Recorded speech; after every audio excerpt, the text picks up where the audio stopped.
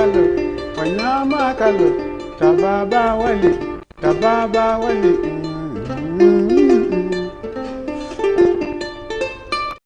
Good evening, good evening. Welcome to Health Watch Thursday. I am Nannette Atuahene, the hostess with the mostest this evening, and also your guest speaker. A little bit about me. As I said, my name is Nannette Atuahene.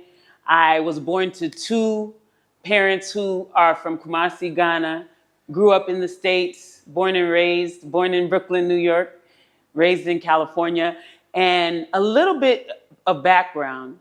I grew up in a time where I knew I loved money from the beginning because it got me a lot of candy. I don't know how many of you know about 7-Eleven, but 7-Eleven was one of those up and coming convenience stores with a lot of great candy. So my first experience with money was in order to buy candy for myself. And I always was trying to figure out, how do I make money so I can get more dresses and more candy? So from the time I was young, I was always having business ideas, whether it was selling stickers to little boys, my classmates in school for their peachy folders. I don't know if that's going to age me, but I sold stickers for their peachy folders. And then in junior high school, I sold blow pops, lollipops to the junior high school students until one day the principal came over the loudspeaker and said, whoever is selling those blow pops needs to stop, because chewing gum was against the rules in our school. And then in university, I was selling African clothing and African goods to the college students. So I've always had a background with money and always loved money. My family members, they know that about me. And so when I got older, I thought when I was younger that the way you became rich was either winning the lottery or winning one of those game shows, and I loved game shows, or winning one of those McDonald's games. And this is my US background. McDonald's used to have all these different games, Monopoly games, and if you had enough of the right pieces, you would win millions of dollars. That's what they said. So this is how I thought you became rich, until I graduated school and I came across a book called Rich Dad, Poor Dad by Robert Kiyosaki. And that book changed my life because it taught me that no, you don't need to win the lottery. No, you don't need to have a family that is connected to money. No, you don't need to win a Monopoly game with McDonald's. You can actually become wealthy, period. And one of the vehicles he taught about was real estate. And so that immediately got me into real estate. And that's where I am now. So I'm a real estate investor, a real estate broker. In Ghana, I'm a real estate investor. California, I'm a real estate investor and real estate broker. And I own a business development consultancy called On Our Watch Global. And that came from the idea of what is happening on our watch. What are we allowing on our watch? And so the business development consultancy deals with 4 areas: strategic planning, developing and executing vision, succession planning, and leadership training and development. So that's a little bit about my company. That's a little bit about my background. And so let's get into it. Leading yourself to financial wellness. Leading yourself to financial wellness. As I'm going through life, I see that money is a big issue for us. Like when we grow up, there's certain things that happen in our lives and we really don't pay attention to them that actually impact the way we deal with money now. So one of my first questions, and I want you to think about this. What is one of your first experiences with money? How did you see money growing up? And I want to include the audience in this, and I'm going to start writing some things down. And along that line, what does financial sickness, if we're talking about what financial wellness, what does financial sickness look like to you? And I had one person answer the question and she said, my purse, but that's not what I'm asking for. So think about, what does financial sickness look like to you? And we'll go to the audience. Nana? Yes.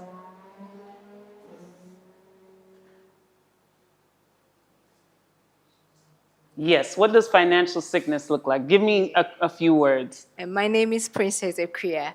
Well, I would say that financial sickness is can be defined as when one lives beyond their means, is not saving money, doesn't have a savings, and cannot pay their bills. That's my definition. Excellent. Thank you. Thank you.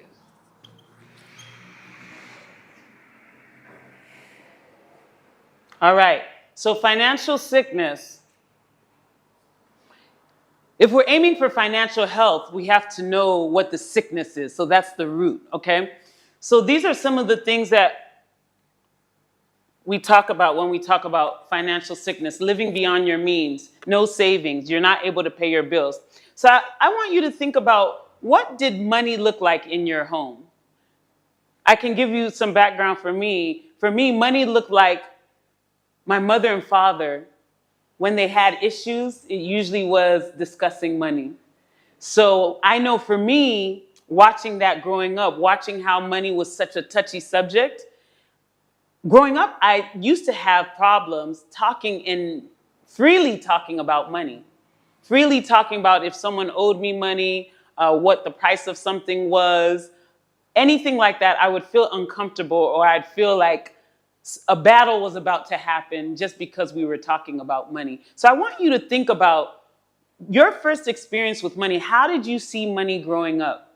Maybe it may have been a parent who would freely use money. My father was a spender. My father, he would spend all the money he had for the month in 2 weeks and then be stretched, right? My mother was the saver. She was the frugal one. She's the one we didn't like because she didn't buy us what we wanted at the grocery store when it came to money. She bought the boring stuff for us. My dad bought all the things we saw on television. So we loved to go shopping with him. So think about your mother, your father, whoever raised you. What did you see growing up when it comes to money? Sherry? Wonderful. So we're going to get Sherry to share something with us. Yeah. My family is a little bit different. We had mom working at the bank. Of course, you don't get rich by working at a bank. My dad worked for GM, that was General Motors, and he drove all the way to his work every day from where we live, which is Long Island, to Tarrytown. So that was a big drive to get to work and have a job. And he didn't want us to necessarily have a job when we grow up. What he did, though, and what they did, was give us an allowance. So we earned money every week. So money for me was me doing what I need to do around the house to get paid. And that's what I did. When I got to school, college, because I sold candy in school too. And yeah, I gave the dentist a lot of business. And but that's how I earned money to go to different places. I worked for it. I started selling Girl Scout cookies, because I'm from the States too. And we sold Girl Scout cookies, we sold candy, we sold stuff. And that money helped us to go to trips, go on different things. So money for me was an opportunity to get what I want. So I worked, and that's what I did. In fact, all through college, we worked in college. We had work study in college. You don't go to university just to be sitting around studying. Right. You got to go to work. Right. So tell me what your mother and father, like, what did you see in your mother and father around money? They worked. They what were their saved. habits? They saved. They were savers. Although my mom was a big shopper, we went shopping every weekend. Got it. For stuff, Yes. So we never felt that we couldn't go anywhere and get something. And my dad, he'd take us to restaurants, So money for us was an opportunity to explore, go to theater, Broadway, go to different types of venues, museums. All of that was what money did for us. Wonderful. So money was a tool for adventure, right? Exactly. So growing up, now that you have that conditioning in you, maybe that's what you see money as, a tool to adventure, just like to live life to the fullest. And it can have its pros, it can have its cons. But the biggest thing is to figure out from the root, what did you learn about money? So I shared with you that I had that uneasy feeling around money. Even though I love money, I always felt like if there was an issue, that it was going to blow up. So I had to learn, I had to recondition myself to know that money is just an energy. Money is not something that has to cause problems, that we can freely talk about money and come to a resolution peacefully. So when you think about financial wellness, and we talked about financial sickness first, did you have a parent who lived beyond their means? Did you have a parent who had no savings? And do you remember some experiences? And when you remember some of these experiences, I've coined a term, broke trauma. Broke trauma. Some of us have some broke trauma. And I can give you an example when we're talking about financial sickness. There was a time in my business, this was 2009. I'm in real estate. So in the US, 2009 was a really bad time for real estate, where a lot of houses were going back to the banks. They were being foreclosed on, meaning people couldn't pay their monthly loan, make their monthly loan payments, their mortgage payments. And so the banks took their houses back. So this was a time where we didn't have as much business as we usually did. So I remember a time where it got really rough. And I wouldn't fill my whole gas tank up in my car because I didn't know where the next money was coming from. So I would put like $5 in my gas tank at a time, right? And even when things shifted for me and things got really good, I still would only put $5 of gas in my tank at a time. That's broke trauma. And the only way I was able to come out of that was two things. My daughter asking, "Mommy, why do you only put $5 of gas in your tank and we have to go to the gas station every day?" That was one. The second one was a friend sharing his experience with us, saying that during the rough times in real estate, anytime he would go to the grocery counter to make a payment and he would swipe his card, he had this fear in him that the payment wouldn't go through and that the payment would be declined. And even when things turned around for him, when he swiped the card to make a payment for his groceries, he would still have that same fear. That's what I call broke trauma. So think about these things, because this is all part of sickness. And broke trauma is even deeper than sickness because you carry it throughout your life, even whether you need it or not. And so when my friend shared that with me, I said, wow. So that broke trauma traveled with me. Even though my business was good now, I was thriving, I was still using the same habit I did before.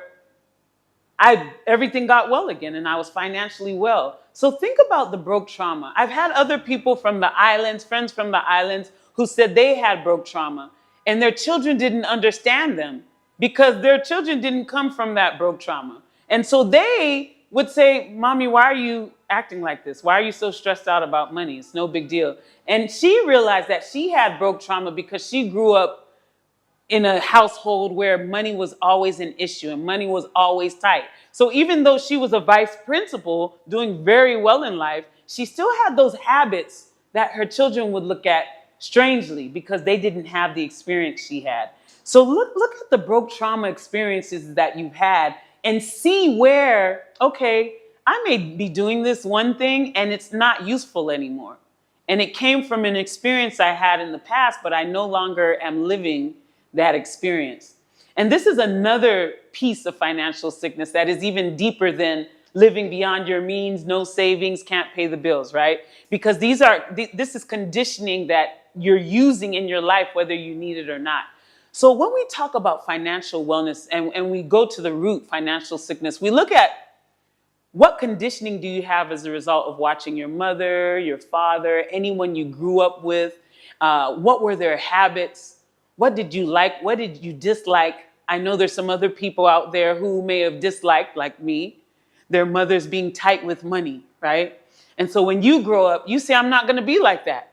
And you spend, spend, spend. But in the same breath, you say, I want to build wealth. I want to become a millionaire. I want to become financially independent, right? So you have to know that with that conditioning that you have of something you did not like in your life growing up, you may not have been able to buy the latest clothes, the latest shoes that all the other kids who looked like they were rich had. You may have been made fun of. Kids may have ridiculed you growing up. And so you have that little, conditioning, that trauma, and you said you'll never go through that again. Even though you're not a child anymore, you still want to have what you want. You still want to buy what you want when you want, whether you have the money or not. And this comes from your childhood. So think about those things that you've brought from your childhood into your financial life now. And it's very important that you identify these things, because if you don't know you're sick, you don't know how to get well.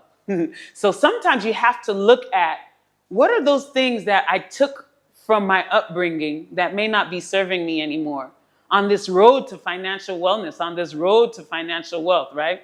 So when we look at the other side of financial sickness, let's talk about wellness. So wellness on the other side would be living within your means.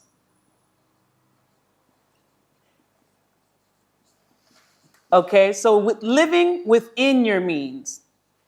And some of you, when I say that, you might even start getting uncomfortable just because I'm saying living within your means. And this is why I talk about conditioning. Because for some of you, living within your means that you have to restrict yourself and you can't get what you want and it doesn't feel good, right? But when you say you want to be financially well, it's not one extreme or the other. The key is balance. The key is balance. So when we talk about living within our means, it's not necessarily saying you can never get what you want. It's not necessarily saying you have to tighten your belt so you can't look at anything you want and be on that extreme where you're miserable because you're looking to live within your means. And it's not the other side either, where you say, listen, I don't like this idea of living within my means. I don't like restriction because of the way I grew up. And I said I would never be like that. I'd never be like my mom. I'd never be like my dad. Whatever that thing is that you didn't like about the way they managed money, that's the other extreme. So you might be spending a lot because you didn't like the way your mother held back. The way you saw it was holding back on money that she had, right? So there are those two extremes, but your job is to bring balance. So if you say you want to be financially well, if you say you want to be financially independent, if you say you want to build financial wealth, when it comes to living within your means, you also look at, okay, how do I make sure that I bring balance to this situation? So if I'm living within my means, once in a while, how do I make sure I treat myself to the things I love to buy, right? You don't buy them all the time. You make sure you have that balance.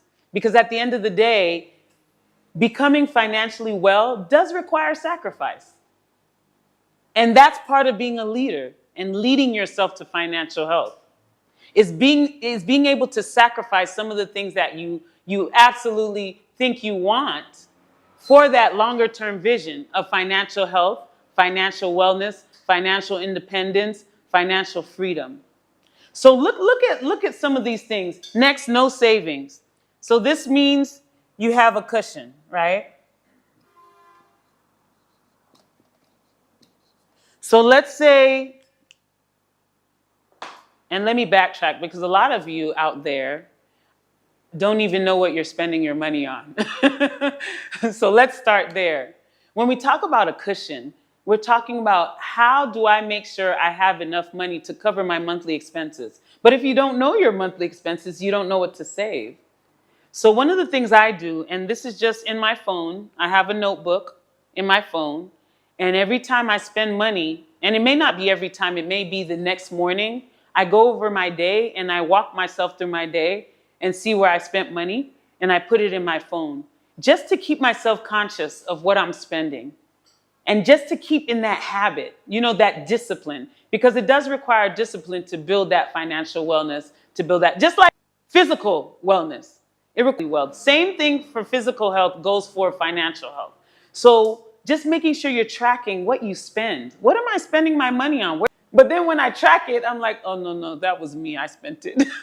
So when you know what you're spending your money on, that's the beginning. Because now you can say, okay, if I want a cushion, if something happens to my job, if something happens to my business, if for some reason I can no longer work, how many months of expenses do I want sitting there so that it gives me time to get myself back on my feet? It gives me time to get another job. It gives me time to build my business back up, right? So that cushion is based on your monthly expenses. But a lot of you say you know your monthly expenses, but you really don't. So one of the disciplines that you can put in place is just finding a notebook in your phone and tracking what you spend your money on. And it's nothing complicated. I just put the date, I put what I spent my money on, and I put the amount. And I just have that throughout my months so that I can look back and see, okay, this is where I'm spending my money. This is where I want to shift. If I say I want to save money, if I say I want to build financial wellness, these are some areas that I can look at to adjust, right? To get myself back on track for the financial wellness. And another thing I want to really share, and this is so important, a lot of us have a lot of guilt and shame around money. When you spend too much money, you start beating yourself up. I don't know why I did that. You might look at that purse, those shoes, that electrical equipment that you bought, and you look at that and you're feeling shame about it. You're feeling guilt about it. You can't even enjoy the thing you bought because you're feeling shame and guilt. So one thing about money is that you have to be forgiving of yourself, because every day is a new day. So even if you say, man, I messed up, I overspent, why was I spending money I didn't have? You have to learn to forgive yourself. Let that go and know that your intention may have been to make yourself feel better. Maybe you were down, maybe things weren't going well for you, and this was something that helped you feel better. Stay in that for a moment, right? Because you're not ever trying to shoot yourself in the foot. There's some reason why you did that. So be forgiving of yourself and acknowledge what that was, and be aware of it. Because when you're aware of the reason you might spend impulsively, the reason why you might go out and do more than you can, the reason you might take some people out knowing that you don't have the money, right? Go to that and figure out what triggers you to do that. What triggers me to go and spend impulsively? It may be that I saw a friend of mine doing so well and I think I deserve that same attention, that same gift, that same freedom to spend on what I want to spend on, right? So when we talk about money, we have to know that it's not only discipline, it's more than discipline. It's also making sure that you know that there's that psychology behind the money. And that's why we started off with, how did your mother and your father deal with money? What did you see growing up, right? And so when you know that there's a psychology behind money, then you know that everything you've been told, even though you know what to do, it may not always be easy to do it. Even though you know what to do, it may not always be easy to do it. That's because of the psychology behind money.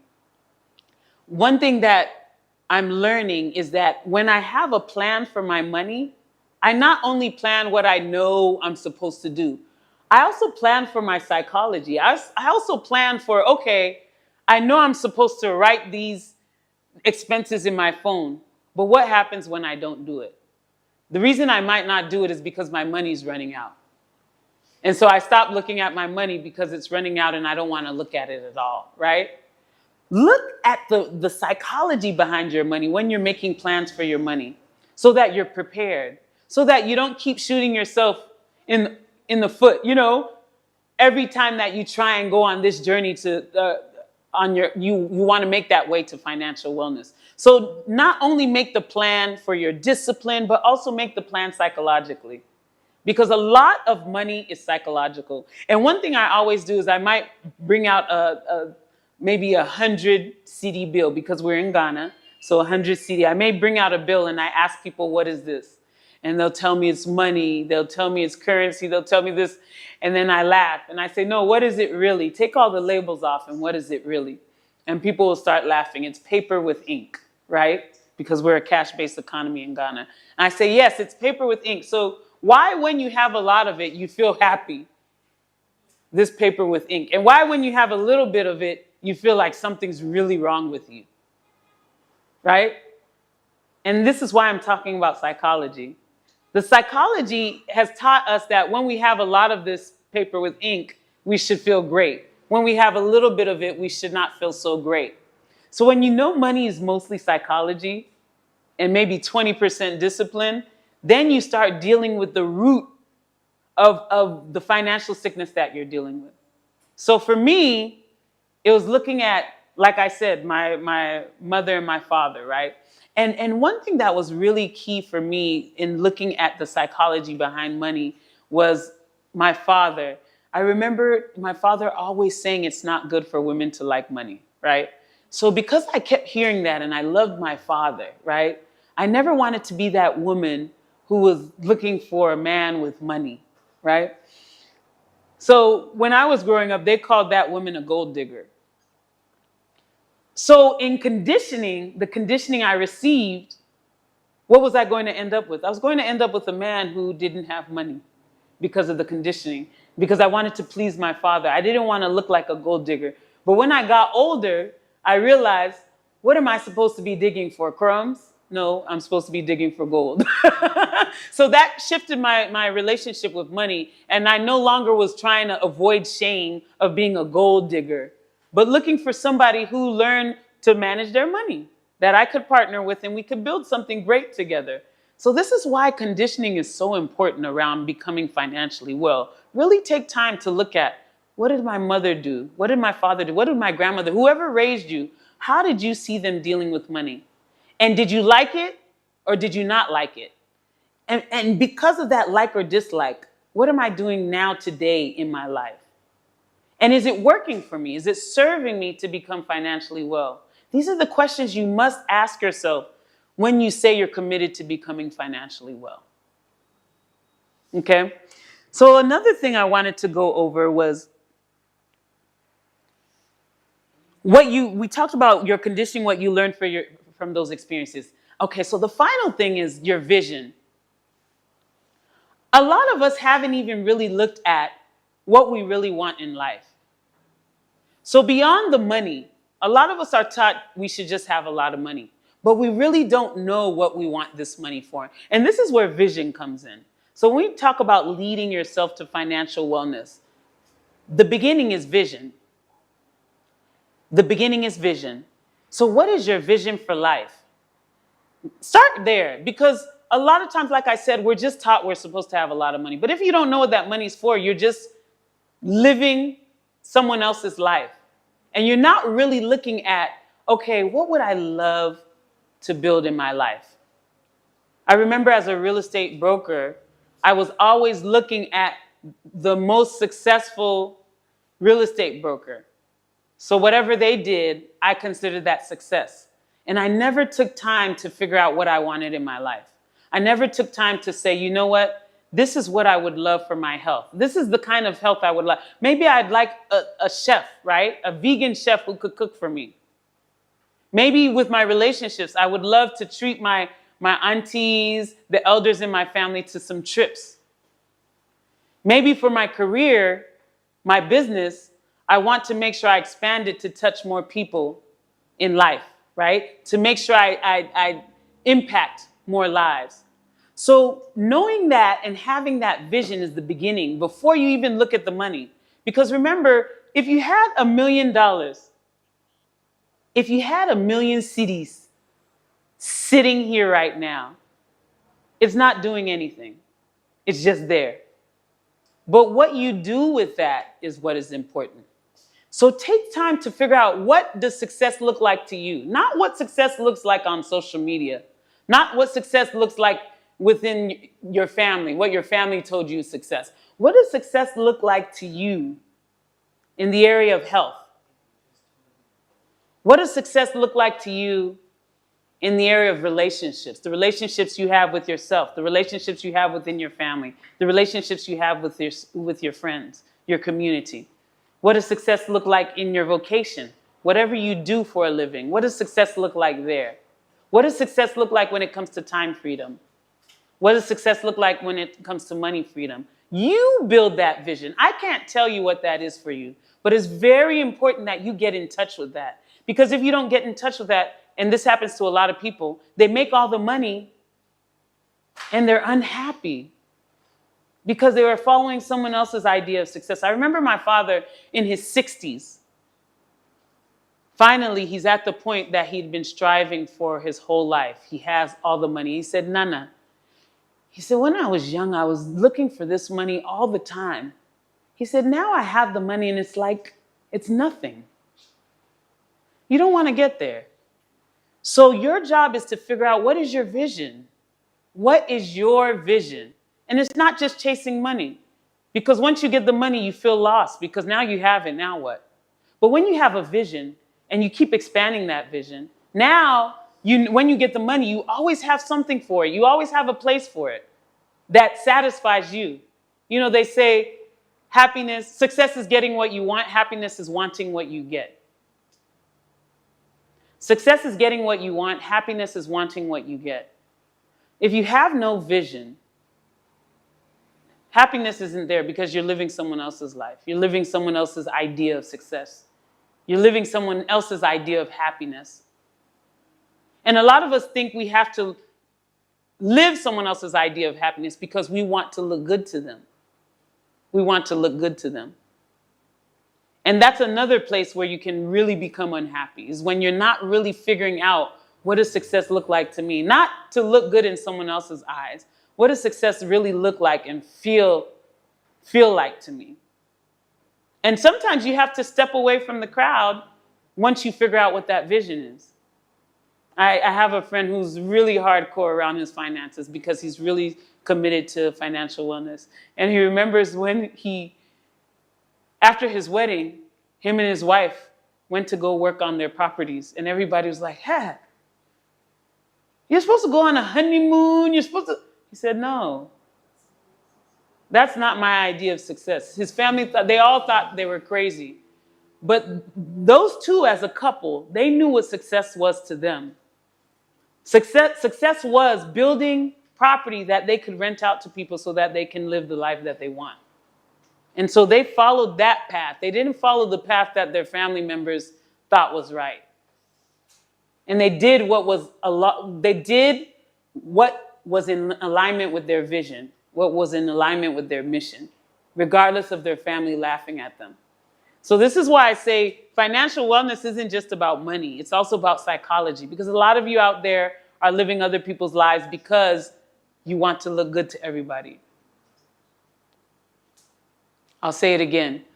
A lot of you are living for other people, living other people's lives because you want to look good to everybody. So take time to figure out, take the time. I take the time every day to figure out, what does success look like to me? Every single day. I envision it. I feel it. I taste it. I touch it. I smell it. In my vision, it's not just words. It's an actual picture in my mind where I can see images. I can feel the energy like it's happening now. Everything that's happening in my life, I can feel it as if it's happening now. My words even reflect that it's happening now. I don't believe in it will. I believe it's happening. So when you think about your vision, your financial vision, what success looks like in your life, in the areas of health, in the areas of your relationships, in the areas of your career, your vocation, in the areas of time freedom, in the areas of money freedom, the beginning, the root, I told you to look at your conditioning first. Then figure out, what does success look like to me? What does success look like to me? Then you can tag the money along with it. Because once I figured that out, my business even started booming. Because now I wasn't following other real estate brokers and what I thought success looked like in their eyes. I was looking at what I loved. Like, I love to travel. So because I would set those goals for travel and not money, I would say, I want to go to Colombia. I would already start acting like I had the money already and move as if. I would start looking for the tickets. I would start looking for the lodging. I would start looking for the, how I was going to get transported, right? That would excite me so much that my business it grew like exponentially, because now I'm focused on what I love. And now I know every deal I close is getting me closer to that trip to Colombia, because it's my idea of success. So even when you get clear about your idea of success, the money even comes more easily, because now you're clear. Okay, wow. So now I'm getting closer to my goal of what I love, not what somebody else loves, what I love, right? And when you figure out your monthly expense, what we talked about, figuring out what you spend every month, now you know, okay, this is my monthly nut, which monthly nut means this is the monthly basic need for me, right? And anything above that gets me those other goals, right? Whether it's travel, saving up for travel, I love to travel, I love to learn new things, love to dance, right? All these things can be part of your budget. And that's why I said, when you talk about living within your means, it doesn't have to be that you don't do anything you love and you just live a life of struggle all the time. No, you pepper your budget with the things you love, so there's that balance. There's it's not extreme on either side. Figure out what that balance is. Pepper the discipline with what you love, with that trip once in a while, right? And remember, again, it requires sacrifice.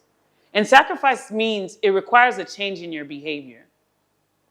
A lot of you give excuses for why you don't have money, because you're not willing to change your behavior.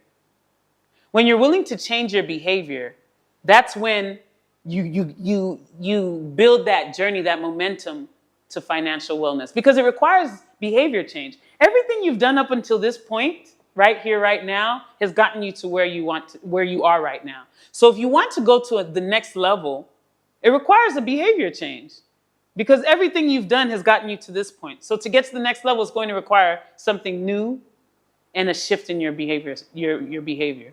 So remember, that's the sacrifice. When you say you want financial wellness, the commitment is saying, okay, I'm going to shift this in my behavior. This is, and it doesn't have to be a huge shift. It can just be a little shift, and another little shift, and another little shift. It doesn't have to be drastic. That's another place where we really kick ourselves in the butt, right? When we say, oh, I have to do this and this and this, like when you go on that diet, you clear all the bad food out of your refrigerator, right?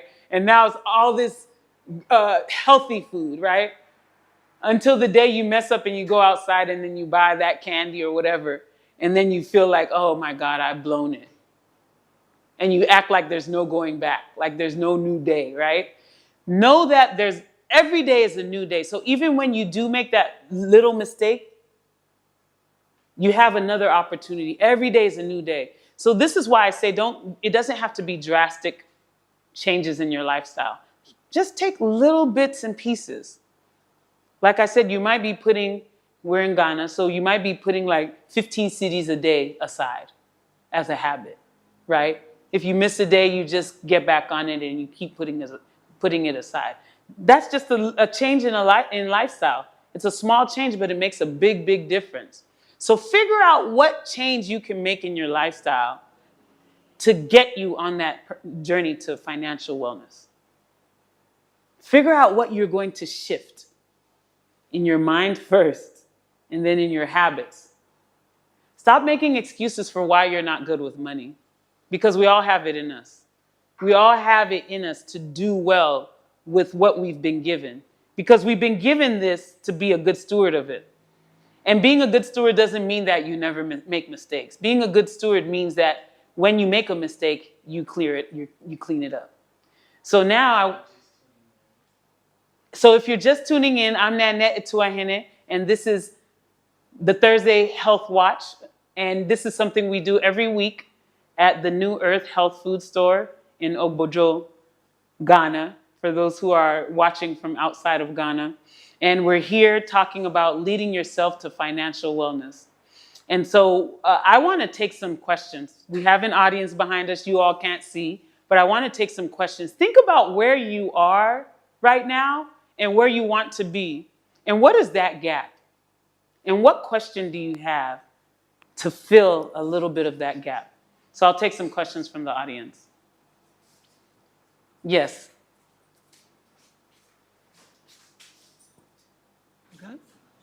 Good evening, everyone. Good evening. I was wondering, when it's very hard to make it happen, to say, me being new in the country, not being able to work, finance is like restricted by mathematics, by the crisis, by prices raising all the time.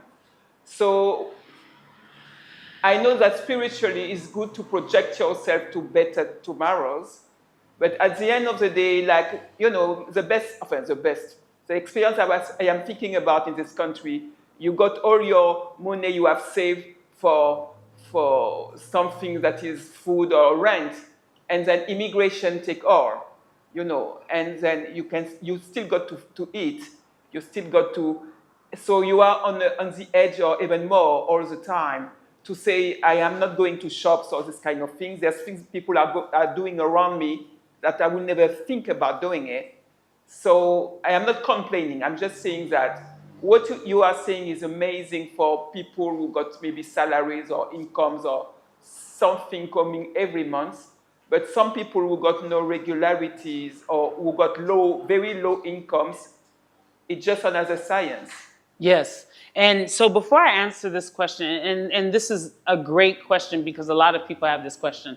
The economy is going wrong. I saved up my money, then I had an immigration issue and all that savings is gone. What do I do then? And I'm so glad you asked this question. And even before I answer the question, anyone who has questions, you can put them in the comments for the people who are live streaming. You can put your question in the comments and we'll take those as well. So one thing I always say, and thank you for this question.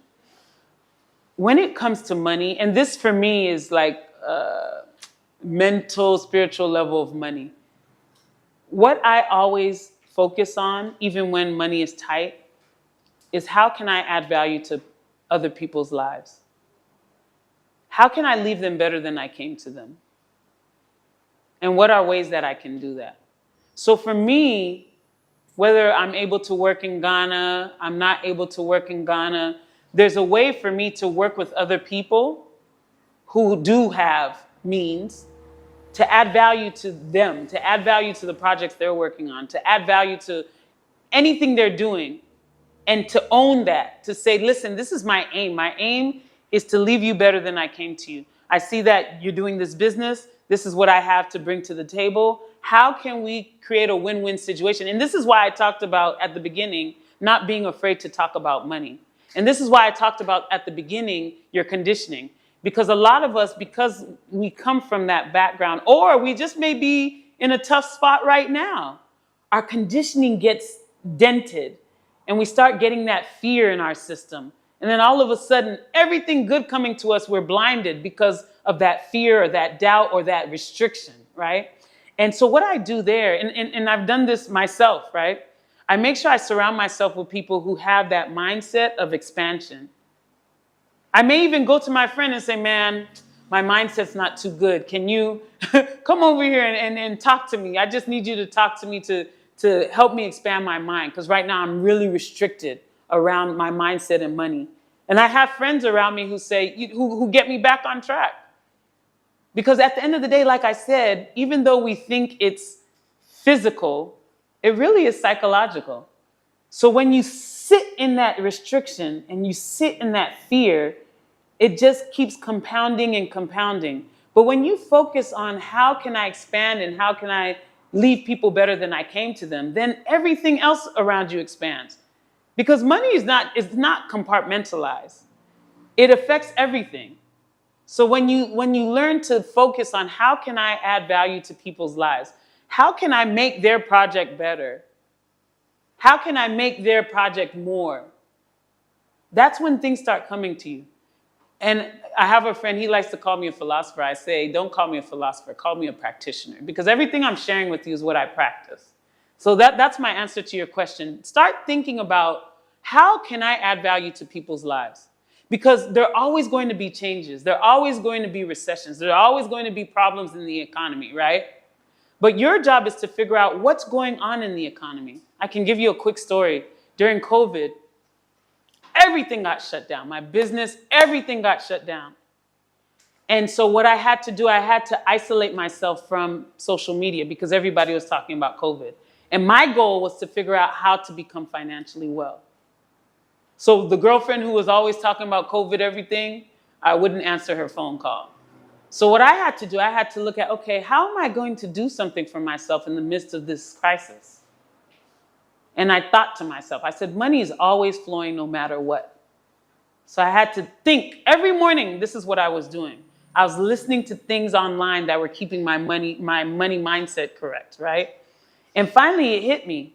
Money is going to groceries because people were scared of not having enough food. So the grocery stores, all the food was getting wiped off the shelves quickly. So money was going to groceries. Money was going to trucking because trucks had to go to grocery stores. Normally they would go one day. They were going 3 times a day now. And then money was going to logistics. How do we get this thing from place to place? So during COVID, I was delivering groceries to people. Hello, that's not my career. That's not what I went to school for. But I had to think, how can I add value to people's lives in the midst of this crisis? I was delivering groceries to people. I was considered an essential worker. This is why I say you focus on how can I add value to people's lives. So while people were in this restrictive mode, I was delivering groceries to them. There were people who would even give me crazy tips because they were like, thank you so much for being out here, risking your life to deliver these groceries to us. But I had to insulate myself from the negativity to think about how I could add value to people's lives. So I want to share that with all of you because a lot of us aren't taught that. We're not taught, how can I make people's lives better in relationship to money? And really that's what it's about. I even stopped putting labels on everything. I even stopped talking about recessions. I just talk about changes now because things are always changing. So if they're always changing, I have to keep my finger on the pulse of that change. And in that change, I have to figure out how can I add value to people's lives.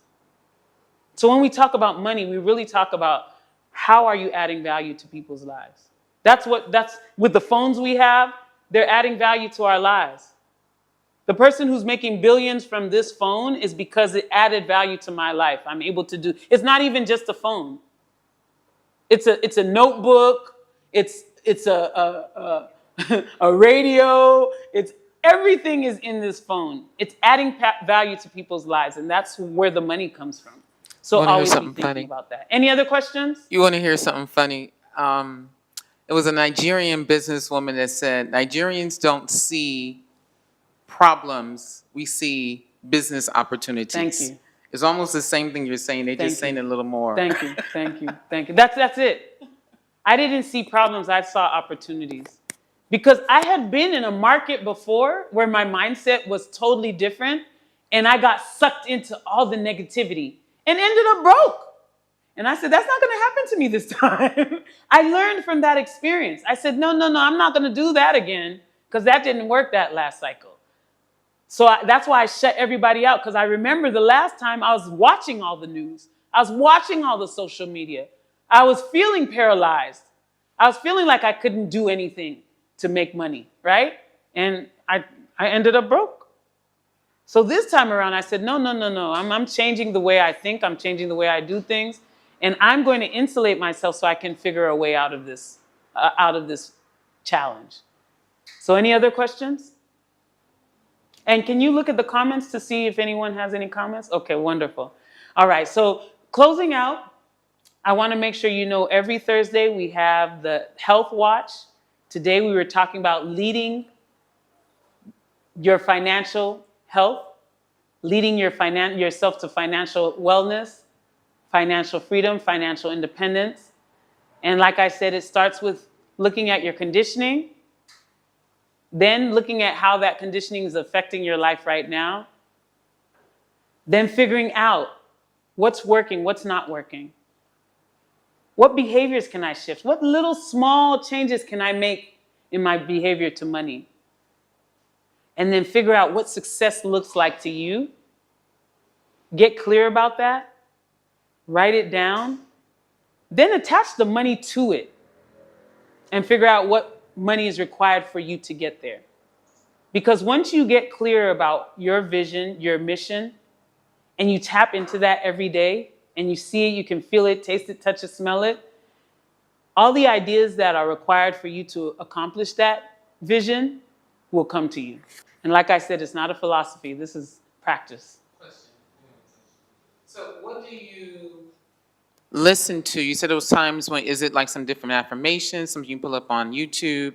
I've heard some different ones that I'll just play when I can't sleep, 3 o'clock in the morning. Excellent. Great question. Yeah. So I insulate myself with information that takes me to the next level, supports me to make more money or add more value to people's lives, or supports me to overcome a challenge. You heard those 3 things. I don't stew in challenges. So the 3 things I listen to when I'm when I'm on YouTube, I don't listen to stuff that's negative because that's not getting me anywhere. So I'm always listening to things that help me overcome challenges, because any question I have, any problem I have, all I have to do is Google it. How do I do? I mean, I've even fixed cars, my car problems online.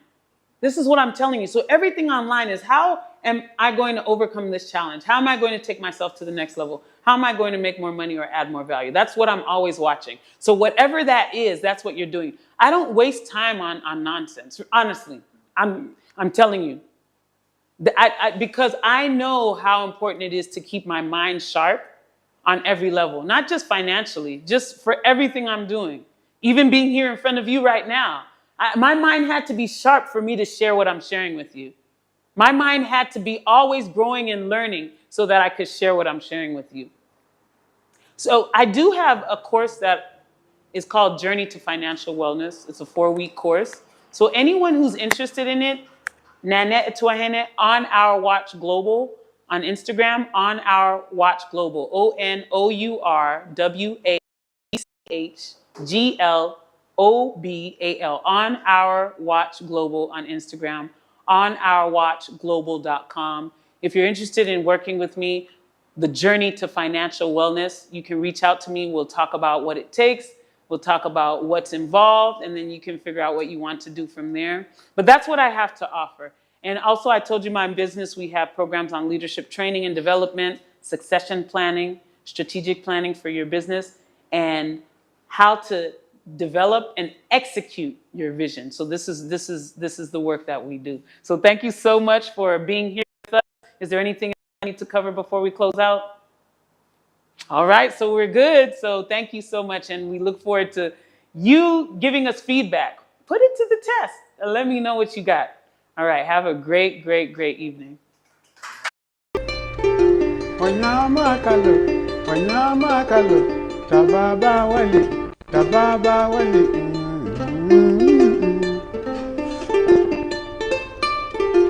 Nyambe.